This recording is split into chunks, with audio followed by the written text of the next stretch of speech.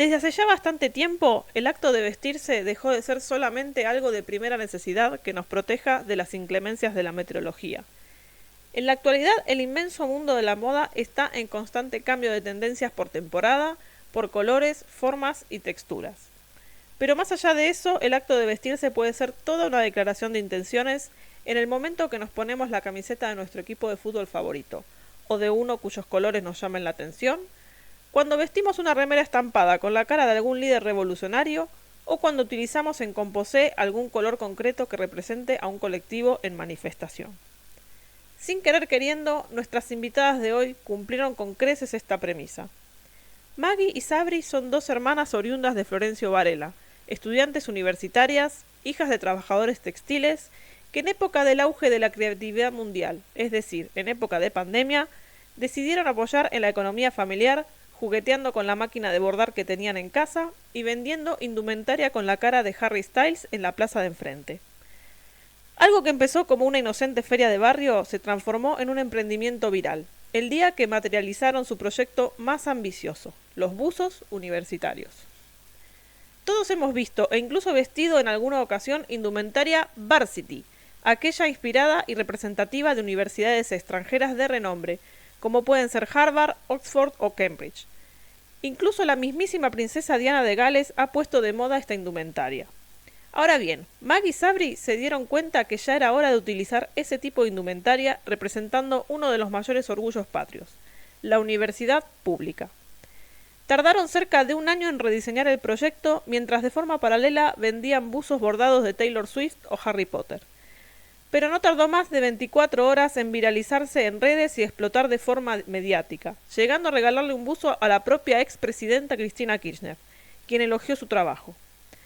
También supieron, de forma casual o no, embanderar su proyecto con la premisa de la defensa de la universidad pública, gratuita y de calidad, cuyo comienzo de curso se vio amenazada por los enormes recortes del sector por parte del gobierno.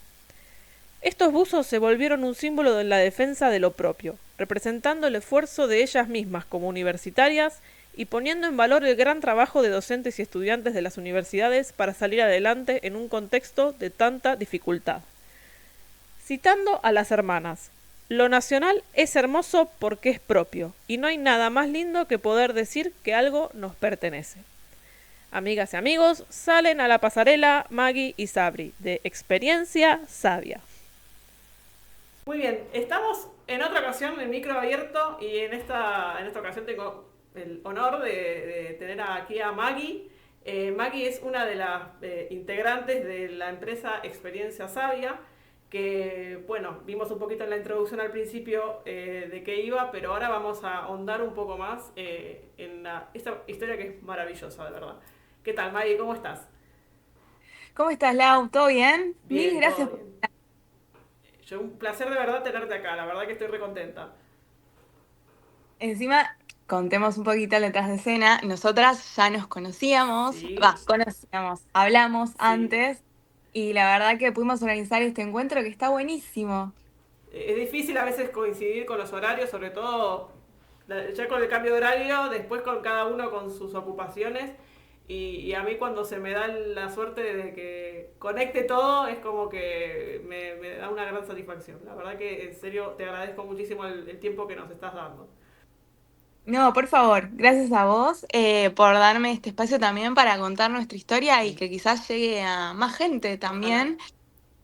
Porque está buenísima y es una historia quizás un poco más motivadora si hay alguien que está en un momento medio que no sabe qué hacer, para dónde encarar también con su vida, con su laburo, quizás le puede servir como una experiencia más a tener. Buenísimo. Mira, quiero ir a la génesis. Y mira, voy a ir muy a la génesis, ¿eh? O sea, antes de Experiencia Sabia, mucho antes. Tengo entendido que tus papás son, bueno, son trabajadores textiles. Me imagino en tu casa, la tela por todos lados, algo que se vivió desde chica, que vos viviste desde chica. Entonces, de lo que puedas contar y de lo que puedas recordar, cómo se vivía en tu casa en ese ambiente de entre telas, entre bordados. Sí, sí, mis viejos desde que yo nací, literalmente nací y ellos recién se habían comprado su primera máquina de bordar. Qué loco. Sí, muy loco. Me acuerdo encima que yo nací en el 99, justo los agarró en una época de crisis en Argentina, ¿no? Una crisis muy profunda y mi viejo siempre me contaba, yo te tenía a vos recién nacida, tenía la máquina nueva que la tenía que pagar. Y a pesar de todo, me dice, fue la mejor decisión que tomé en mi vida, la de invertir, arriesgarse, armar un taller en una casa que alquilábamos, todavía no era mi casa definitiva. Y bueno, yo crecí un poco con ese ambiente. A mis viejos los vi siempre siendo cuentapropistas, viste, ellos al ser trabajadores independientes también era muy normal tenerlos en casa laburando y a la vez llevando a cabo las tareas de ser mamá y papá. Me gustó verlos trabajar haciendo telas, o sea, yo veía cuando era chiquita que de repente de un retazo de tela se armaba terminaba una remera hecha, por ejemplo. Siempre me pareció súper interesante el rubro, pero bueno, lo cierto es que cuando una crece, mis viejos me inculcaron mucho esto de tenés que estudiar, tenés que estudiar. Ellos al tener otra experiencia de vida priorizaban para mí el estudio, ¿no? Que yo trabaje, tenga un título y de repente hoy en día me encuentro con que sí, tengo un título, pero a mí me gusta el oficio de mis viejos, ¿me entendés? Me realizo en experiencia sabia, en trabajar, siguiendo el legado que ellos iniciaron, de hecho, porque todavía, por ejemplo, esa máquina que a nosotros nos ha salvado tantas veces, sigue en el taller, y es muy lindo eso. Qué loco que la misma, o sea, la misma máquina la que sacó a la familia de muchas crisis. Al final estamos en una era súper digital y el trabajo de las manos fue lo que un poco, a ver, combinado evidentemente con lo digital, pero que fue un poco lo que los ayudó a seguir adelante. Sí, olvídate. De hecho, es la misma máquina con la que nosotras hicimos los buzos universitarios que se viralizaron el año pasado. Bueno, fue la misma máquina y gracias a esa máquina, mira qué paradójico, nosotras crecimos un montón. O sea, de hecho ahora tenemos una nueva, pero es gracias a que en ese momento esa máquina estuvo ahí poniendo el lomo, pobre, no quiere más, pero Pobre. dio su última batalla el año pasado. Ah, ya no funciona más la máquina. Funciona, pero la realidad es que cuando tenés una nueva que tiene todos los Sí, sí, chiches, la sí, terminás sí. usando. La otra está como si fuera una pieza de un museo a lo mejor, ¿no? Tal cual, o para hacer alguna cosa como muy específica, ¿viste? Pero la verdad es que la otra tiene de vuelta toda la tecnología, es una inteligencia artificial básicamente. Qué bárbaro. Eh, pero bueno, también cuesta desprenderse, no sé si te pasa a vos, de objetos que Sí. tienen significado tanto, es difícil. Sí, depende, sobre todo cuando te acompañaron, como en el caso de ustedes, en tantas, no en tantas dificultades. Yo lo comparo un poco con mi caso. Yo vengo de una familia donde, principalmente mucha de mi infancia, mi papá era el que trabajaba, mi mamá estaba en casa, y después, posteriormente, se vieron empujados a tener que emprender. Y la Sí, experiencia fue tan complicada que yo es como que les escapo un montón a eso. Me siento con más estabilidad trabajando en relación de dependencia. En el caso sí. tuyo, vos estás diciendo que tus viejos los viviste desde siempre, los viste trabajando para ellos mismos, y en cambio para vos eso fue algo totalmente positivo, ejemplificador, y aún o sea, no solamente eso, sino que lo llevas tan adentro que de alguna manera renunciaste a lo que estudiaste por eso. O sea, es súper loco cómo influye lo que vemos en casa, en ese sentido. Sí, es muy loco, Lau, y traes a la conversación algo que es muy importante, porque eso es como vos bien decías, eso acarrea muchos miedos, porque yo en ese sentido en algún momento también he llegado a pensar como vos, sobre todo en momentos tan volátiles, ¿no? Que los hemos vivido, vos decís, hay una cosa en saber que al fin de mes no vas a tener un sueldo siempre igual, no vas a tener la misma plata que quizás épocas anteriores. Y eso también a veces te llena de miedo, ¿eh? Y creo que también es un miedo real y es un miedo muy patente. Pero a la vez, cuando vivís esas experiencias desde toda la vida, también empezás a ver el lado positivo y las libertades y la posibilidad las posibilidades que te da el de repente emprender, para mí superaron, incluso con todas sus desventajas que yo no las cuestiono y que son muy evidentes, yo las sigo eligiendo para mí, porque creo que en un momento, en, como los que estamos viviendo ahora, ¿no? Donde con las redes parece que todo pasa más rápido, que todos los vínculos se desdibujan, etcétera. Poder disponer de tu propio tiempo es impagable. La verdad es que es eso. Si yo tengo que preferir, por ejemplo, vivir épocas un poco más ajustadas, pero saber que yo dispongo de mi tiempo, eh, siento que es una libertad nueva, que quizás las generaciones pasadas eh, no lo veían porque estaban priorizando otras cuestiones, pero la juventud, yo me digo, para mí soy joven, Sí, yo tengo sos 27 joven. años, Yo, pero yo, yo nací en el 84, o sea, que te des una idea. ¿Sí? Cuando vos naciste yo tenía 15 años. O sea, sos joven. bueno, entonces tomo la palabra por la juventud diciendo que quizás cuando antes se priorizaban cuestiones del orden material, yo ahora siento que los jóvenes quizás priorizamos estas libertades que estas nuevas eras también te posibilitan. Totalmente. Sí, sí, sí. Además, yo noto que la juventud está, bueno, lo veo en donde trabajo, sobre todo, que no tienen la misma, voy a abrir comillas, entrega, ¿no? Laboral, que podemos decirle muchos nombres a eso. Por un lado, vos decís, a ver, viste como, a ver, laburó un poquito, larga el teléfono y laburá, pero por otro lado decís, no, pará, hay un poco que está, algo que está bueno de eso, porque también ponen sus límites y no, pará, yo no voy a pasar de las 8 horas laborales, a mí me pagás hasta acá y yo trabajo hasta acá. Y eso está buenísimo, y nosotros venimos de una generación donde hubo mucho sacrificio, de mucho sentido. Entonces, creo que en las fases del emprendimiento yo veo que hay mucha gente que se lanza también a eso. Ya te digo, en mi caso a mí me da pánico, totalmente, pero lo admiro totalmente también, por justamente lo que vos decís, son no solamente los tiempos, es la manera, es elegir vos la manera en la que se trabaja y no otro.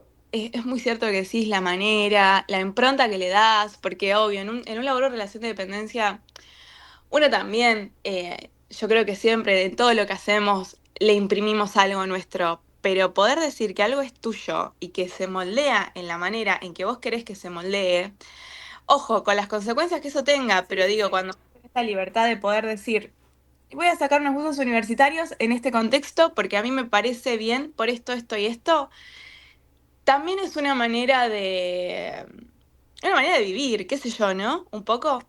Así que sí, la verdad que estoy re contenta. Bueno, vamos a ir al al inicio de Experiencia Sabia. Nace un poco de la necesidad de mover esa máquina. Tus hijos se quedan un poco parados en el sentido de que empezó la pandemia, tenían la máquina parada, no tenían trabajo asiduo porque justamente hacían ropa de trabajo, ¿no? Tus viejos, Sí.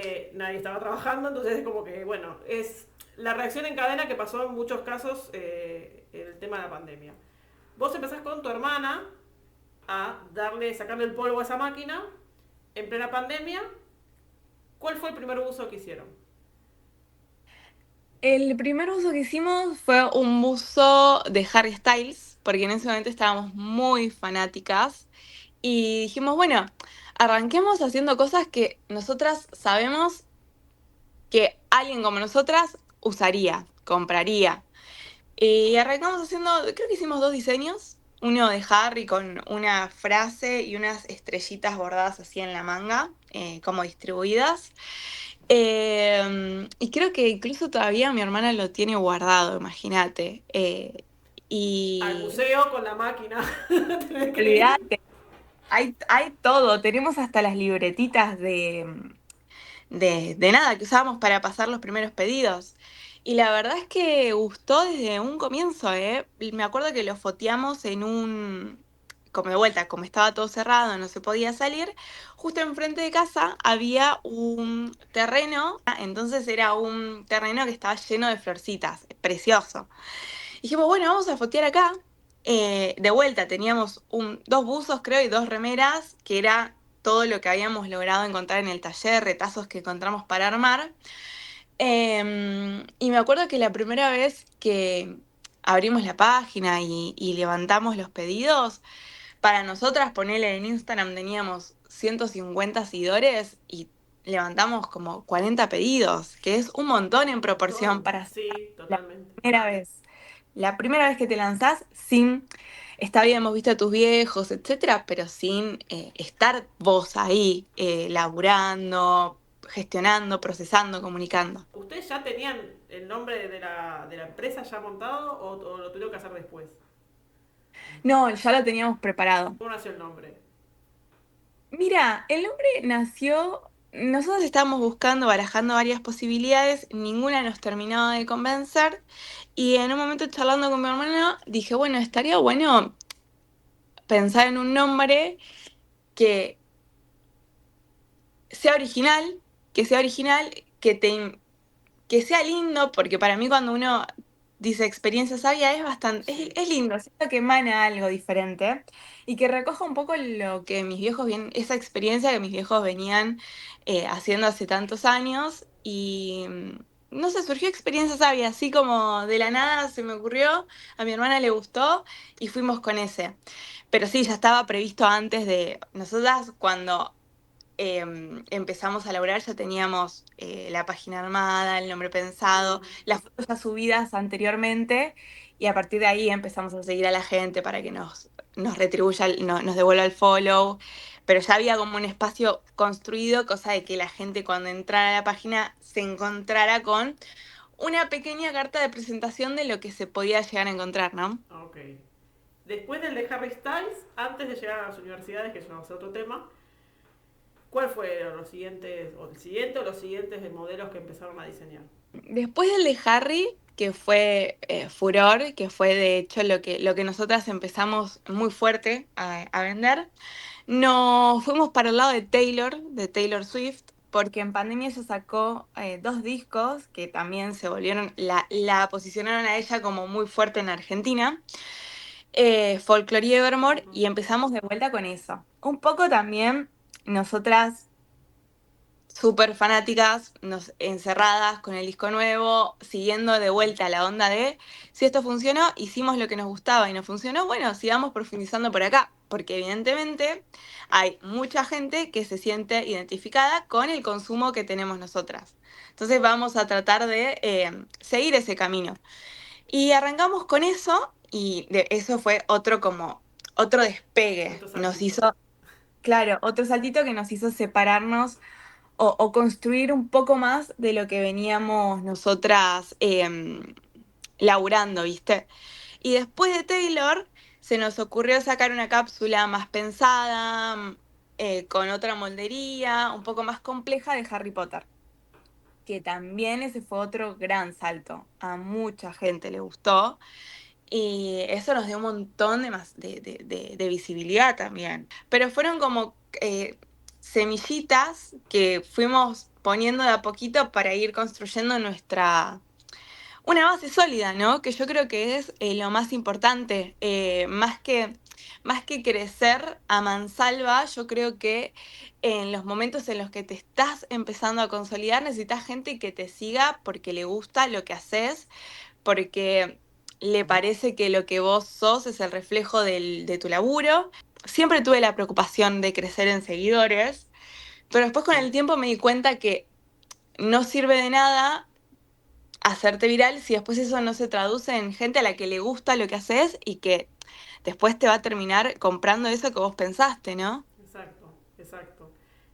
Además es muy importante lo que decís de los saltitos, porque el- esa base sólida es la que después te va a sostener, porque ese pum para arriba en algún momento cae, porque es inevitable, generalmente pasa con todo. Entonces, cuanta más base sólida tengas para volver a bajar, te va a posicionar evidentemente de otro lado y a nivel mental también, supongo, ¿no?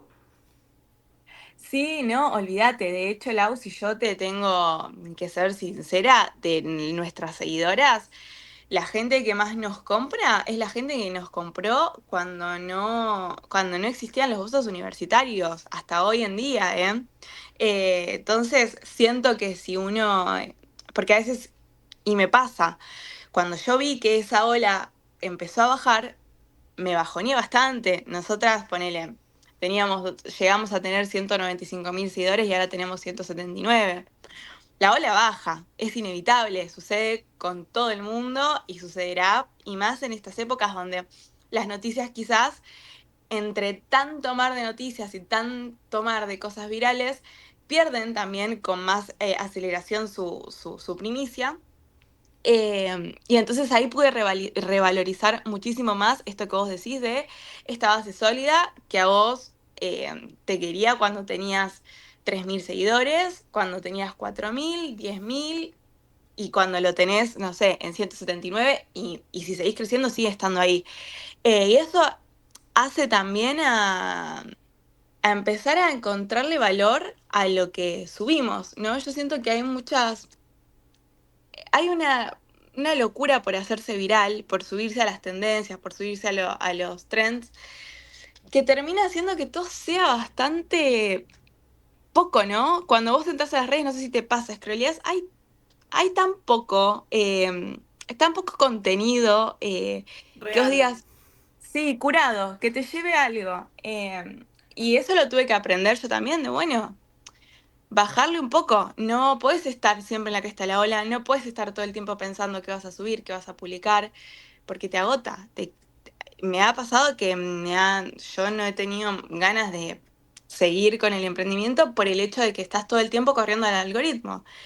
Y a veces hay que entender que hay que parar, que no es todo un trend viral.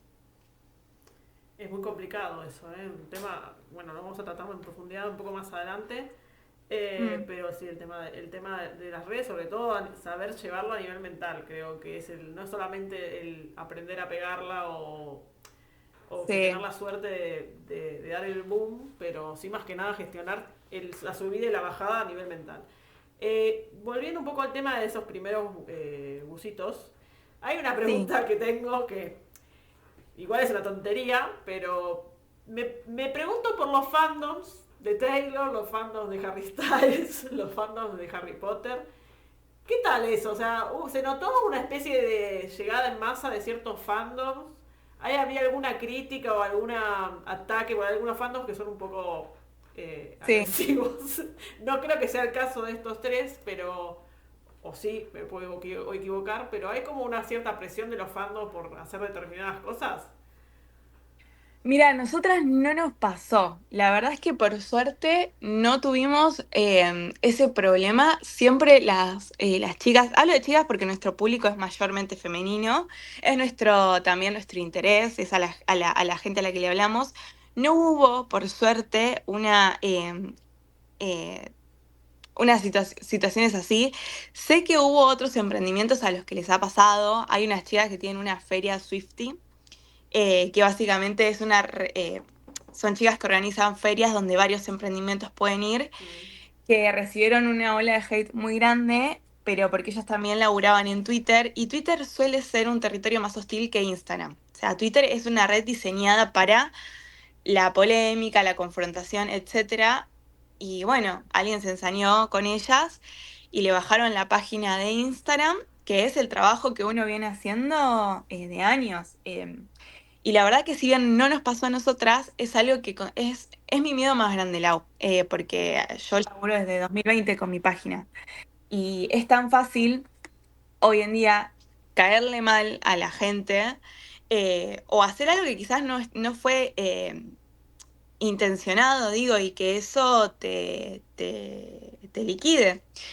Y sí tengo mucho miedo y es un miedo real constante de perder eso por lo que yo trabajé tantos años. Por eso también nos cuidamos mucho, y esto también, así como vos me preguntas si tuviste problemas, yo te digo no, pero porque me cuido mucho con lo que subo. Si no sucedió, es porque también nosotras somos bastante respetuosas y nunca nos subimos demasiado a las polémicas, esa es la realidad. No nos gusta tampoco ese juego, siento que no estamos para esa.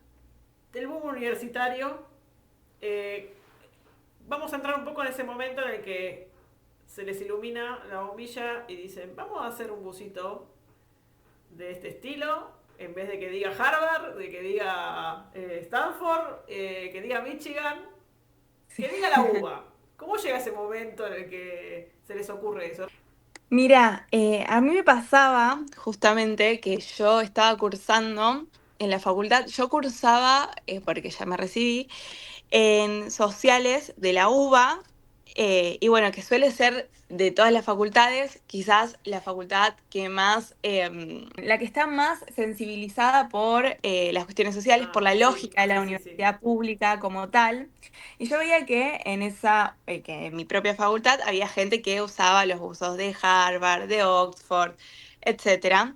Y me parecía muy loco porque dije, es muy raro que vean un buzo de Michigan, les guste, lo compren y se lo pongan y lo lleven a la facultad, una facultad que no tiene nada que ver con la facultad de Yankees. Nosotros acá en Argentina la universidad es pública, eso hace que, por ejemplo, yo que vengo de Florencio Varela, el conurbano bonaerense, zonas que siempre fueron más pobres que la capital federal, por ejemplo, pueda estar cursando una carrera en la misma aula que una persona que viene de la zona más pudiente de Capital Federal, por ejemplo, ¿no?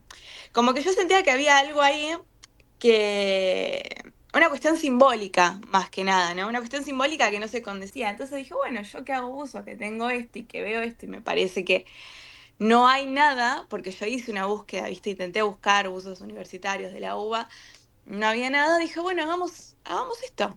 Eh, Pensémoslo como una posibilidad para el cuatri que viene, se lo planteé a mi hermana e hicimos diseños de 7, 8 facultades, de universidades, perdón, que para nosotras era un montón. Tenés que pagar los diseños a la diseñadora, tenés que pagarle después la matriz al matricero para que esos diseños los adapte al formato de bordado, tenías que invertir en tela, en hilos, y nosotras no teníamos la espalda que tenemos ahora. Con lo cual dijimos, bueno, vamos a hacer algunas nomás, las que nuestras seguidoras votaron, porque a todo esto le íbamos contando la idea y las chicas nos tiraban de qué universidades eran y de ahí sacábamos más o menos un promedio para hacerlo. Y arrancamos así. La idea surge, la verdad que de ese espacio de reflexión, digamos, y jamás nos imaginamos nunca, pero nunca que iba a tener tanta repercusión. Pensamos que iban a gustar, obviamente, si no uno no saca algo Sí, de lo sí, que no está sí. convencido, pero jamás el nivel de... Se me rompe la web, o sea, no puedo tomar ni un pedido porque la página web no entiende qué está pasando. ¿Crees que fue una cuestión del contexto en el que se sacaron y que por eso fue la explosión? ¿Crees que fue porque se dio y ya está, porque fue algo, digamos, natural? ¿Cuál es el motivo que vos crees que fue por esto explotó? Yo lo dividiría en dos dimensiones, una dimensión más simbólica y una dimensión más operativa. La simbólica para mí es sin duda el contexto, porque nosotras en Argentina, justo en esa época, se iba a dar la primer marcha federal universitaria, que bueno, fue una marcha muy grande, que involucró a todas las universidades nacionales públicas de Argentina y que fue un tema en la agenda que convocó y que sensibilizó a muchísima gente. Entonces fue algo que ya se estaba hablando al sumarse los buzos al debate. Creo que mucha gente se sintió como interpelada y por eso también fue un boom muy grande, sin dudas por el contexto. Y además, en esa oleada de esa gente que a nosotras nos hizo viralizarnos, hubo otra gente que quizás no estaba tan interpelada con lo que estaba sucediendo, pero que dijo, mira qué lindos buzos. Mm. Y se copó. Como que un poco de las dos cosas, pero sin duda yo creo que la gente que nos ha impulsado o lo que nos ha impulsado es el contexto y la gente que digamos, de ese contexto se sintió más sensibilizada. Y después una parte más operativa, que creo yo que es que nosotras nos viralizamos en todas las redes sociales que se te ocurran. En Twitter, en Instagram, en TikTok, en LinkedIn nos viralizamos, nada que ver. O sea, nosotros incluso en la tele, un medio que para nosotras siempre está muy alejado de Visión. nuestro consumo diario. Mm. Sí, lejos. Para nosotras en la tele pasaban cosas importantes y de repente en la tele estaba mi hermana hablando de los buzos. ¿Qué carajos? Decía yo, what the fuck. Eh, El tema de la elección de la tele ojo, sin menospreciar de que me parece, vamos, a la vista está que me parece súper interesante la historia, evidentemente, pero ¿crees que fue fue por esa oleada de viralización que dijeron, uy, esto ahora mismo está haciendo tendencia, entonces me lo voy a traer? ¿O crees que les llegó y realmente dijeron, ah, mira qué copado, vamos a mostrarlo? No, yo creo que hay algo ahí de subirse a la ola, ¿no? Yo creo que la tele como medio de comunicación está un poco corriendo la zanahoria de atrás y se intenta subirse quizás a las cuestiones que ve que en los otros medios que empiezan a ser más consumidos por los jóvenes funcionan. Y yo creo que en ese contexto sucedió un poco, porque más allá de que la idea estaba buena, esto sucedió cuando, no sé, a las dos semanas después de que se viralizó mucho en las redes, ¿viste? Como que para mí hubo algo ahí Sí. de subirse también, como funciona el algoritmo hoy en día, cuando uno se sube a algo que es polémico, el algoritmo te premia. Bueno, así, una cosa así. Hay un momento importante de esa viralización que yo la recuerdo mucho porque no por el hecho en sí, tal vez, sino por las caras de ustedes, que fue cuando conocieron a Cristina. Ah, están las de buzo. Estas son las chicas que hacen los buzos de la universidad. Mirá, ayer me regalaron De la universidad. la ULP de la universidad de Néstor y mía.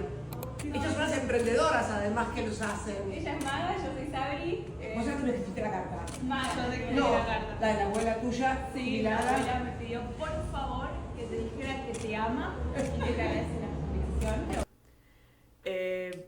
Las caritas de ustedes de ilusión, de realización, o sea, fue como que, no sé, me entorneció un montón, de verdad. Fue como, ay, qué lindas que están ahí con su busito. Es que me pareció el sueño como el sueño del pibe, ¿viste? Es como, Sí. como ya no solo lo que puede representar Cristina para la gente peronista, pero sí es una persona que, además lo dijiste en la entrevista, nada es gratis, es una persona que, si, al fin y al cabo, quieras o no, es importante para el país, va a quedar en los libros de historia muy seguramente. Claro, estar en esa situación, ante esa persona, dándole algo tuyo, que algo que vos hiciste, tiene que ser espectacular. Yo quiero que trates de contarme un poco, si podés en lugar de tu hermana también, cómo fue ese momento y cómo lo sentías desde dentro. Bien, sí, para mí fue una de las experiencias más lindas que me ha dado, experiencia sabia. Creo que también otra cosa que yo valoro un montón de lo que nos pasó es que me ha permitido llegar a lugares y conocer gente que de otra manera yo no hubiera conocido. Es una realidad, digo, y pasa en todos lados, así como no conozco a mucha gente ahora que jamás voy a tener, o no se sabe, pero la posibilidad de conocer. Experiencia Sabia me abrió muchas puertas en ese sentido y esta situación fue una de ellas. Yo personalmente, mi hermana no sigue tanto el mismo camino, pero pensamos más o menos parecido. Yo soy militante, fui militante política durante mucho tiempo. Ponele, arranqué a los 16 años. Entonces, para mí, la figura de ella, más allá, como vos decís, hay mucha gente que no la quiere, digo, está perfecto. Para mi caso, cuando yo la vi, era la representación de una idea, ¿no? Una idea que yo sigo, una idea que a mí me interpela, una idea en la que yo creo realmente. Y fue muy loco poder tener ese espacio para intercambiar palabras, para ver cómo piensa, para ver si la persona que es se condice con lo que yo creo que es, porque siento que eso también es un espacio muy importante.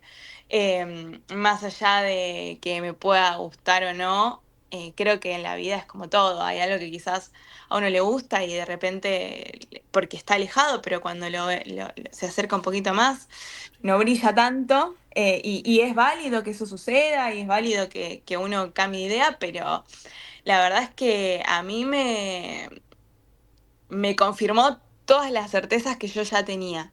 Y independientemente de la persona que ella es, creo que la posibilidad de conocer a alguien que vos admirás tanto, te marca. A mí me ha marcado, Me acuerdo que tuve mis miedos también en ese momento porque la realidad es que es una persona que genera polémica y yo tenía que estar dispuesta de, ok, yo esto va a salir en las redes, hay gente que así como me va a amar, ahí va a haber gente también que eso no le va a gustar y me lo va a decir. Eh, y yo me tuve que hacer como ese trabajo mental de, bueno, el hate te va a llegar y te va a llegar de manera muy masiva, porque justamente en cuestiones políticas la polarización acá es gigante en Argentina, es muy grande. Eh, pero bueno, cuando estás tan eh, convencida, cuando algo te parece una experiencia te parece tan increíble, yo dije, es de vuelta, como lo que te decía hace un rato, Lau, cuando uno es dueño de su trabajo, lo moldea, le da la forma, el sentido que uno quiere, eh, para bien y para mal, es la posibilidad que uno tiene de elegir. Y con mi hermana dijimos, bueno, vamos a hacerlo porque es lo que nosotras queremos y por lo que nos sentimos representadas. Y fue re lindo, la verdad que muy buena ella, su equipo, todos. El buzo nos lo encargó ella, literalmente. Bien. Eso es O muy sea, loco. no es que ustedes fueron con alguno que tenían por ahí, sino que ella que dijo, quiero así, así. Exactamente. Eh, y encima lo encargó desde el anonimato, tipo, después me dijeron, no, es para Cristina. Ah, dije, tranca. Eh, Sin presión, ¿eh? sí, sí, sí. Y ese fue otro boom, porque a toda esa seguidilla de viralización se le sumó el encuentro con ella. Y bueno, sí, después toda esta otra parte que yo te venía contando, que hubo mucho hate, nos llegaron un montón de mensajes muy feos, pero muy feos. Pero la verdad es que fue una experiencia muy linda y de la que no me arrepiento, ¿eh? Me sorprende mucho, con lo joven que sos, te vamos a recalcarlo, me sorprende mucho que tuviste la madurez para darte cuenta antes de verla y antes de lo que de que se expusiera, digamos, esas imágenes, de todo lo que te iba a pasar. Vos pensás que mucha gente que puede pasar por algo parecido y que a lo mejor no tiene la capacidad de darse cuenta y le viene todo después y que es muy difícil de gestionar. Imagínate cómo hubiera sido si no te hubieses dado cuenta o no lo hubieses pensado o reflexionado antes, cómo te hubiese caído todo lo que ya te cayó de por sí mal, que es lógico, pero por desgracia, cuando uno está metido en las redes, en internet, en cualquier ámbito, está expuesto a eso, por desgracia. Pero me sorprende, creo que es de valorar mucho esa reflexión que tuviste previa, porque creo que seguramente te ayudó mucho a gestionar el golpe después. Sí, no, olvídate. Yo se lo planteé incluso porque el emprendimiento es de mi hermana y es mío. Entonces, por más que yo tenía la ilusión, de vuelta, porque soy militante, etcétera, mi hermana no tanto, yo sabía que no solo me estaba exponiendo a mí, sino también a mi hermana. Yo se lo planteé a ella porque de vuelta, las redes te enseñan también, y esto que yo te decía, viste, que siempre me manejaba con respeto, con los fandoms, etcétera, porque fui consciente a lo largo de estos años, no es que, uff, soy una iluminada, sino que la experiencia me fue mostrando, bueno, hay situaciones en las que vas a tener que pagar un costo, sobre todo cuando son tan polémicas o son tan virales o están en la opinión pública, tan arraigadas. Y me acuerdo que lo charlamos con Sabri y Sabri me dijo, si esto yo quiero hacerlo, si vos lo querés hacer, lo hacemos las dos. Y ya teníamos como un plan de acción, una bajada de si ves algo que no te gusta, no respondes. Listo, lo eliminas el mensaje o lo bloqueas y Perfecto. ya. No subís a la polémica, porque te hace mala voz, porque es tan sencillo como que hagan un screen, lo suban a Twitter y más gente venga a insultarte, se bloquea, se elimina, chao. Y esa fue nuestra como la manera que nosotros tuvimos de poder combinar las dos cosas, ¿no? De hacer algo que nos guste y de enfrentar eso, porque cuando uno tiene una acción, tiene consecuencias siempre. Bueno, de enfrentar las consecuencias de nuestra acción. Y la verdad es que yo también temía mucho por esto que yo te decía, bueno, hay gente que es muy mala, nos va a bajar, nos va a denunciar la cuenta, etcétera. Pero como nosotras no le dimos bola, nunca salimos a ofender a nadie, etcétera, ni a devolver los comentarios, sencillamente pasó. Y creo que es la mejor manera de gestionar las crisis, siento. En todo caso, si uno se equivoca, pedir disculpas y después no seguir alimentando eso que un poco se busca, ¿no? Porque cuando a vos te mandan algo feo, buscan el ida y vuelta. Y para nosotros eso nunca fue una opción. Hay que salir a pisar el pasto de vez en cuando. Las cosas de las redes a veces son fenómenos muy de redes sociales y no es que salís a la calle y hay gente diciéndote cosas feas por una foto que te sacaste. Entonces, también se trata de empezar a dimensionar eso, que en la calle la gente es otra que en redes. Y eso nos ayudó un montón, te digo, ¿eh? Porque yo con las cosas que nos decían podría haberme, una que no está acostumbrada a que te envíen tanto hate, una se podría haber entrado en una muy fea, pero la verdad es que no me pasó. Cero, cero, cero.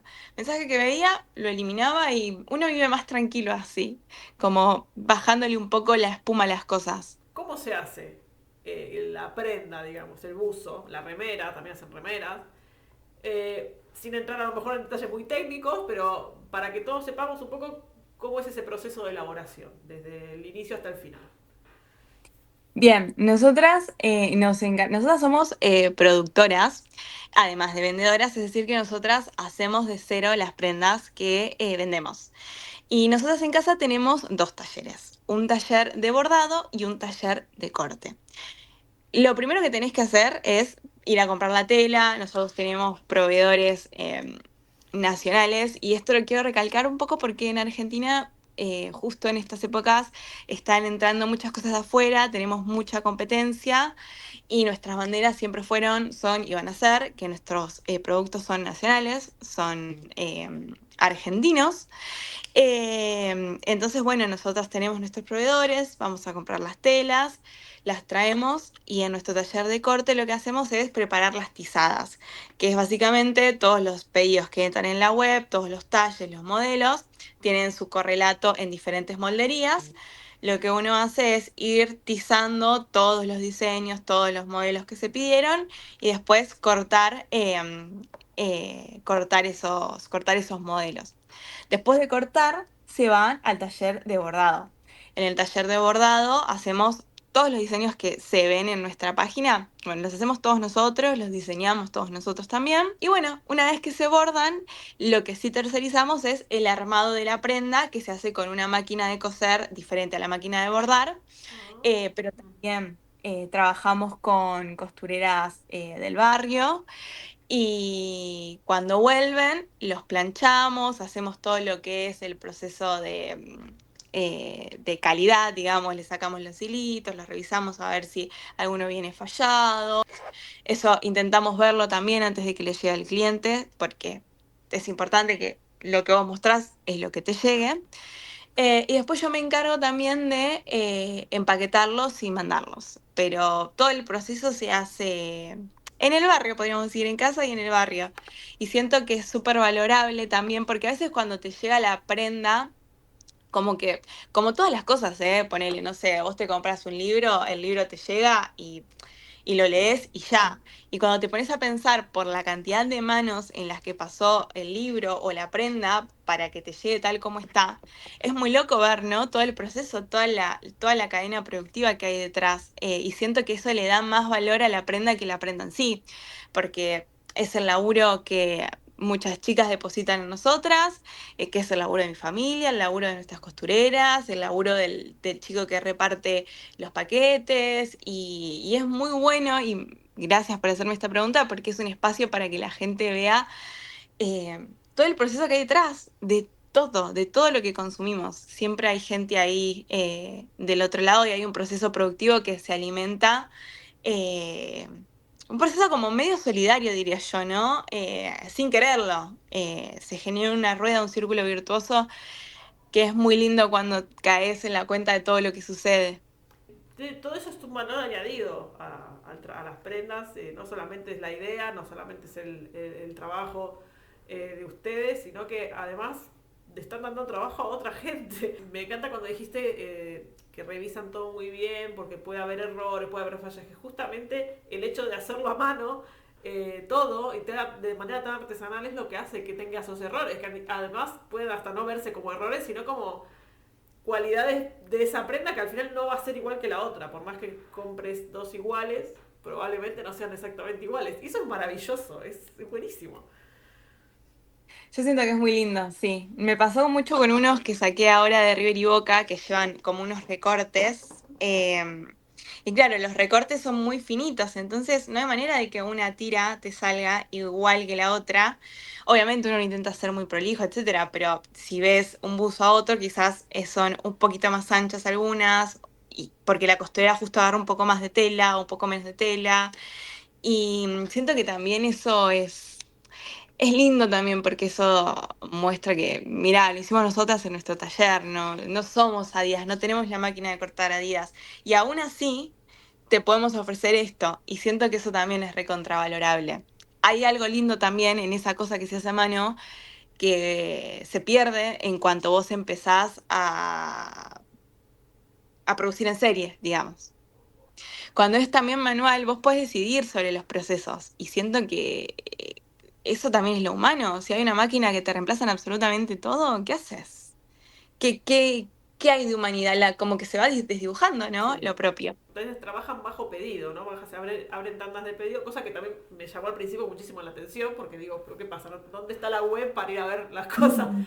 O sea, ustedes trabajan bajo pedido, bajo tandas de pedido, lo cual que te digo, me llamó la atención para, más que nada, para los tiempos que corren, me imagino que es algo que ya, o sea, no es habitual, pero que está buenísimo porque también genera una cierta expectativa y se vuelve un poco a los tiempos de espera de antes. Porque ahora es todo ya, lo quiero ya, voy allá a comprar esto, ya lo otro. Y es, a ver, no, esto vas a tener que esperar. Esto se hace bien, se hace de a poco, se hace de calidad y vas a tener que esperar. Y no lo vas a poder pedir cuando vos quieras, vas a tener que aprender a esperar. ¿Cómo llevan los clientes eso? Porque entiendo que debe ser complicado. Es un desafío muy grande. Nosotras, de vuelta, y no juzgo a la gente, porque yo a veces también, yo veo algo en Mercado Libre y lo quiero, o sea, lo veo y lo quiero ya. Es algo con lo que yo lucho también. La realidad es que nosotras, en un momento por una cuestión de demanda, no podíamos cumplirle a la gente. Es una realidad. Yo no te puedo hacer un buzo de un día para el otro porque no tengo la estructura para hacerlo.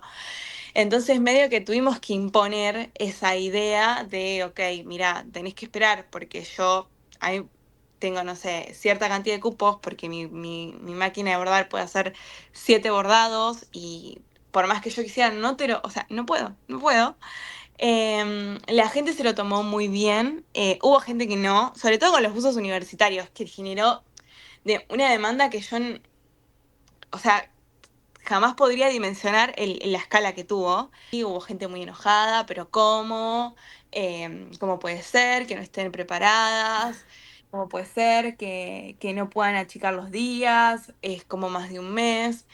Y la realidad es que no estábamos preparadas, ¿viste? Cuando no tenés la estructura, no tenía la estructura que acompañe la demanda. Me imagino a la gente enardecida en la puerta de tu casa. ¡Yo quiero el buzo de Cristina ahora! ¡Me quiero sacar Evidentemente, la foto ya! literalmente así, pero en redes. Y nada, fue un poco esto. La explicación no fue muy bien recibido. La explicación fue, no puedo hacértelo por esto. Si te gusta, bien. Y si no, bueno, hay más emprendimientos que están haciendo lo mismo. Podés ir a encargárselo a otro emprendimiento, no hay problema realmente. Y lo que empezamos a hacer para la gente que quizás lo necesita más urgente, un cumpleaños, una recibida, lo que fuera, tenemos una cantidad de stock que tenemos en la web, por si, ok, necesitas algo rápido, tenés esto. Y si no, puedes encargar el buzo como vos lo querés, por la parte de prendas a pedido. Y eso descongestionó bastante, pero lo pudimos implementar una vez que bajó la espuma, porque si no teníamos que estar, o sea, atendiendo pedidos. Y ahora, por suerte, tenemos esa posibilidad de, bueno, sabemos que lo que más se vende es esto, hacemos un poquito de stock para que quede ahí, y si vos venís a buscar algo más particular, bueno, tenés abierta la web para que hagas el pedido. Yo tengo entendido que ustedes estaban en 50.000 seguidores y con el boom llegaron a lo que decís vos, 150, 190, que es una bocha de gente, o sea, más de 4 veces de lo que tenían. Y además, también lo pienso yo, todos vinieron a pedir en ese momento, con la oleada del boom de la viralización, pero aunque vos hubieses podido sostener eso, hubieses invertido, hubieses tratado de sacarlo rápido, no, vos sabías que esa gente no se iba a quedar tampoco. Exactamente, exactamente. Y después hay un problema muy grande que quizás se ve más en estas épocas, pero vos te armás de una capacidad productiva que después cuando se va el boom es capacidad ociosa, capacidad que genera un costo, que uno, si ya es estable, si uno es una marca grande, lo puede ir cubriendo, pero vos pensás que yo tenía, o sea, yo venía de hacer buzos a mano con mi hermana, no era una persona que sabía de contabilidad, que sabía de llevar una estructura, de ampliar personal. Me siento mucho más tranquila ahora de decir, menos mal que no entré en una muy grande, porque como bien hablábamos, todo lo que sube también baja. Y yo no tendría, si tuviera que haber ampliado toda la capacidad productiva para poder absorber toda esa demanda, yo hoy no iba a saber qué hacer con las cuentas, digamos. Y eso a veces es muy difícil poder explicarlo del otro lado, no es que no quiero, es que hay muchas cosas que yo tengo que poder anticipar que en este contexto, en este país, tampoco se pueden, como para yo decir, ok, tomo todos los pedidos juntos, alquilo un taller gigante nuevo, si después no sé si lo voy a poder mantener. Por eso también es re importante, si hay emprendedores que me están escuchando del otro lado, ir haciendo esas semillitas de las que yo iba hablando, que te permiten crecer de a poquito y saber que siempre va a haber ahí gente que realmente le guste lo que vos haces, que confíe y que, digo, después te pueda sostener a lo largo del tiempo a vos el negocio, porque no deja de ser un negocio, no, uno al final del mes tiene que pagar la luz, tiene que pagar alquiler, tiene que pagar empleados y tiene que asumir esa responsabilidad. Contame un poco ese rol que vos tenés dentro de la empresa, el rol que tiene tu hermana y el rol que tiene el resto de la familia. Bien, nosotras fuimos las que arrancamos de vuelta, como ya conté, con el emprendimiento. Después se fue haciendo como una separación de roles, obviamente, porque si no, esto trae conflictos, si no, también es una realidad. Yo me encargo de las redes sociales, de manejar nuestra cuenta de Instagram, de manejar nuestra web, de empaquetar también. Y mi hermana se encargaba en su momento de bordar, de cortar los buzos, de recolectar los pedidos, de mandarlos a la costurera, todo lo que es la parte como más logística y operativa.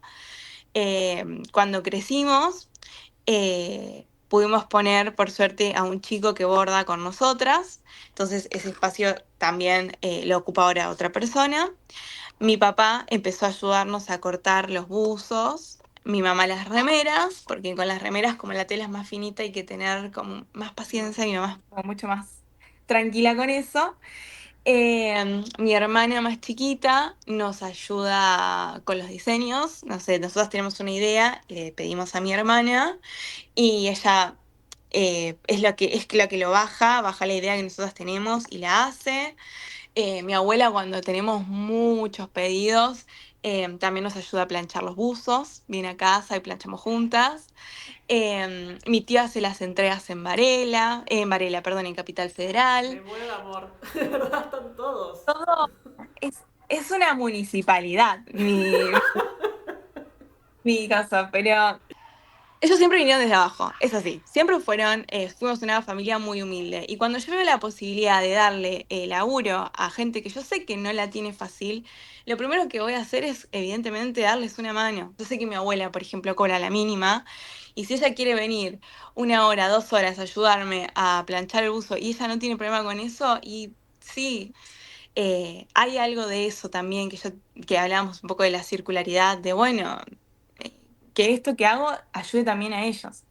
Y es un poco a la vez como que te genera mucha presión. A veces yo no puedo dormir diciendo, bueno, ok, ¿qué diseño nuevo puedo sacar para que esto se sostenga en un momento en el que las cosas no están muy bien? Entonces es como, ¿cómo podemos hacer para que esto siga dando oxígenos para todos? Porque nadie se salva solo para mí.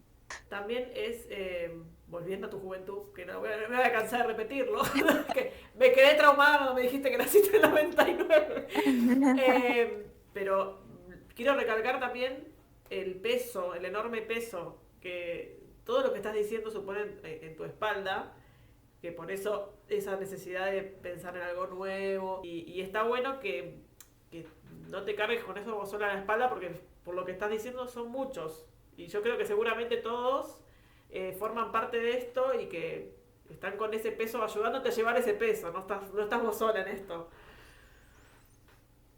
Sí, es lindo eso me decís, Lau, porque a veces cuesta, viste, verlo así, cuesta como, porque una cosa es lo que uno, las historias que uno se arma en su mente y después, qué sé yo, mi mamá me dice, bueno, tranqui, si hoy no hay pedidos, no pasa nada, le vamos a buscar la vuelta.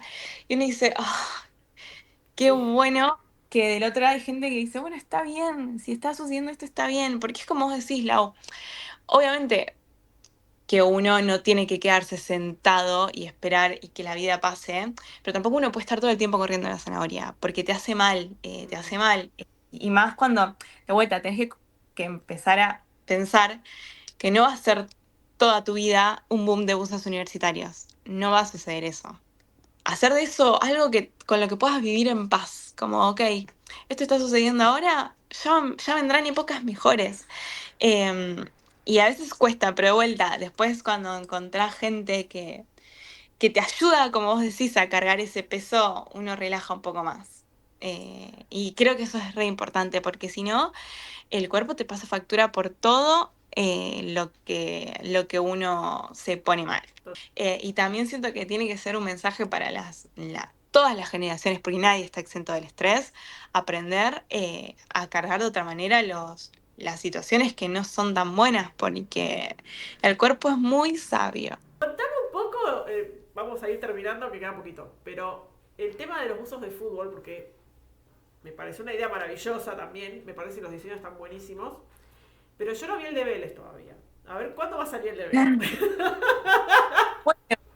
Tengo muchos en el tintero que tengo de hacer, me pidieron de varios clubes, pero bueno, la idea surgió un poco de, no sé si te pasa, pero yo toda la merch que veo de equipos de fútbol, como que no me gusta, no la siento urbana, ¿viste? Siempre son Sí, camperas deportivas o sí. casacas y están re lindas, pero no sé si yo usaría eso para salir, por ejemplo, para irme a tomar un café. Yo soy más del palo de la ropa que no de la ropa deportiva, me gusta la ropa casual para salir a pasear, etcétera. Y dije, bueno, acá falta alguna propuesta linda, delicada, que uno lo pueda llevar y que te digan, hey, qué buen buzo, qué delicado, qué original, qué bueno. Y primero pensé el de River, porque yo soy de River, y después pensé el de Boca para hacer Sí, como... para no tener problema. Claro, y mi idea era sacar combitos de clásicos, tipo River, Boca, Racing Independiente. Y la primera prueba piloto fue el de River y el de Boca, que por suerte le fue súper bien.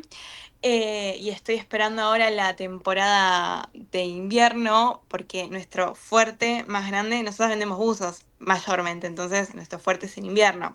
Entonces estoy ahí juntando un poquito de ahorros para poder salir en invierno con una propuesta linda de varios clubes de fútbol. Voy a anotar Vélez porque no lo había incluido, perdón, Lau, perdón. Y eso que yo lo Ah. propuse, ¿eh? Lo propuse en alguna historia que pusiste y yo lo Sí, propuse. sí, y lo he Seguramente fui leído. la única, pero bueno.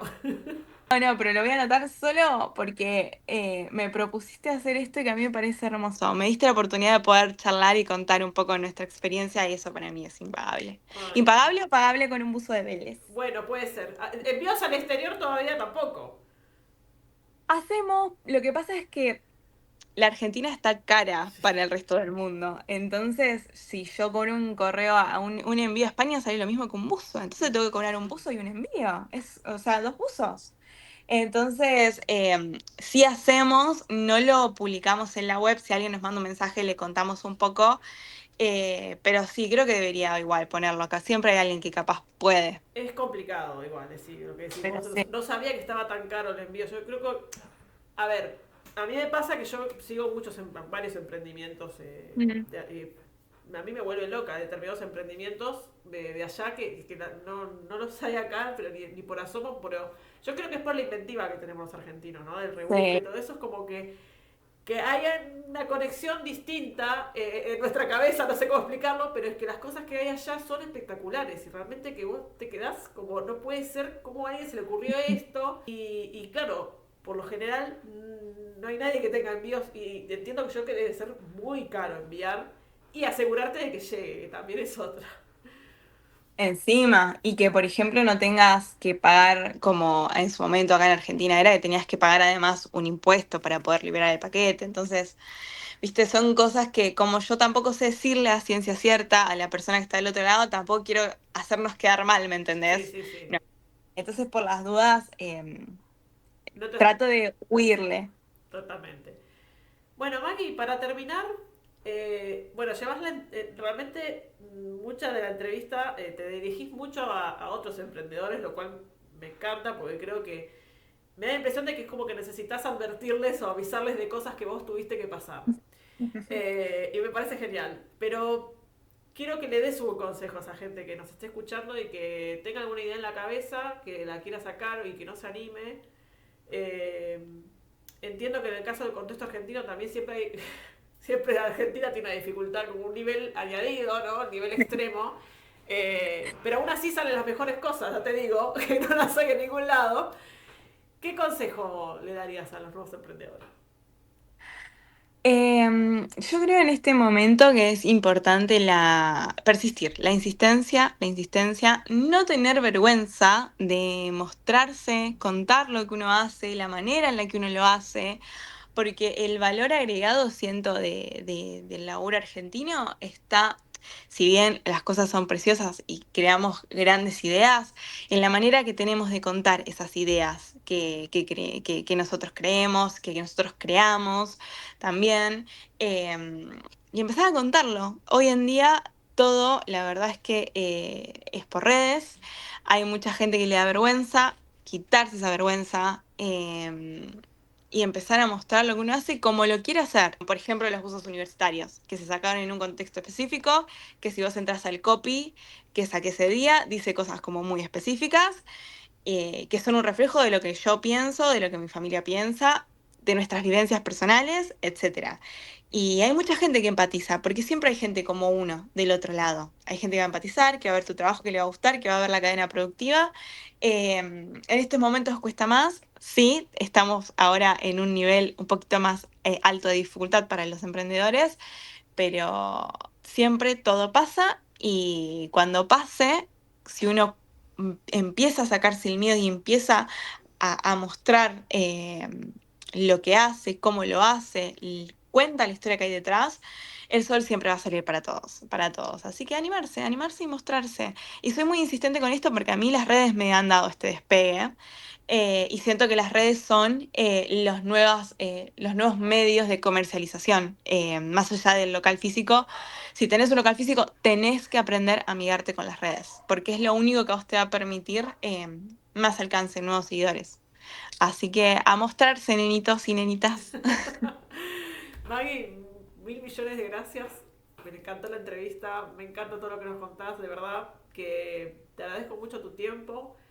Y les deseo lo mejor para ahora, para el futuro, porque creo que se merecen seguir con este método de trabajo, con este amor que le ponen a las cosas y ojalá que de verdad que la sigan pegando, que voy a estar atenta a los nuevos diseños, a ese buzo de Vélez que en algún momento va a llegar, yo lo sé.